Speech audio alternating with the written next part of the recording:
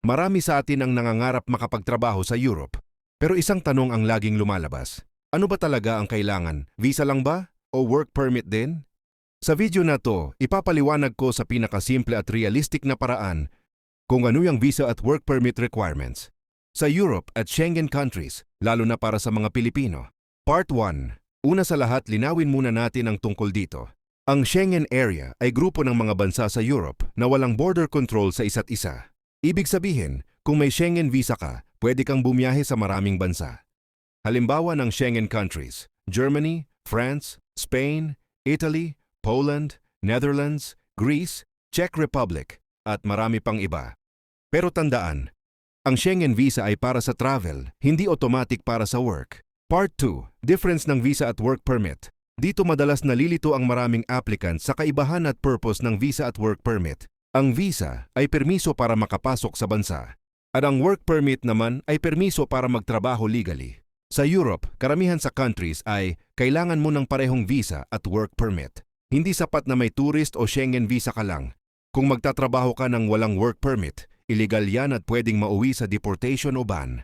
Part 3. Common Visa and Work Permit Requirements. Ngayon, eto na ang pinaka-importanting part. Ano ba talaga ang requirements? Una, job offer mula sa European employer. Dapat may legal at registered company. May contract o job offer letter. Sila kadalasan ang nag-a-apply ng work permit para sa'yo. Pangalawa, approved work permit. Ina-apply ito ng employer sa labor office ng bansa. I-check kung kailangan talaga ng foreign worker. Processing time, 1 to 6 months depende sa bansa. Pangatlo, National Long Stay Visa, Type D. Hindi ito Schengen Tourist Visa. Para ito sa work, study o long stay. Ina-apply sa embassy ng country na pagtatrabahuhan mo. Pang-apat, Basic Embassy Requirements, valid passport, employment contract, proof of accommodation, medical insurance, police clearance, proof of funds, depende sa country. Important reminder, hindi pare-pareho ang requirements bawat bansa, pero halos ganyan ang standard process. Part 4. Common mistakes ng applicants. Ito ang madalas na dahilan ng refusal. Tourist visa tapos maghahanap ng trabaho. Fake or unverified employer. Kulang or inconsistent na documents.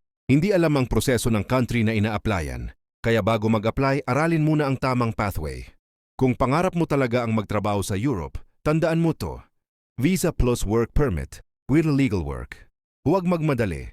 Iwas sa illegal shortcuts. Kung may tanong ka tungkol sa specific country, Spain, Poland, Germany, o iba pa, comment mo lang sa baba.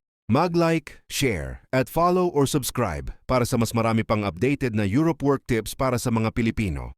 Salamat sa panonood, kabayan. See you sa susunod na video.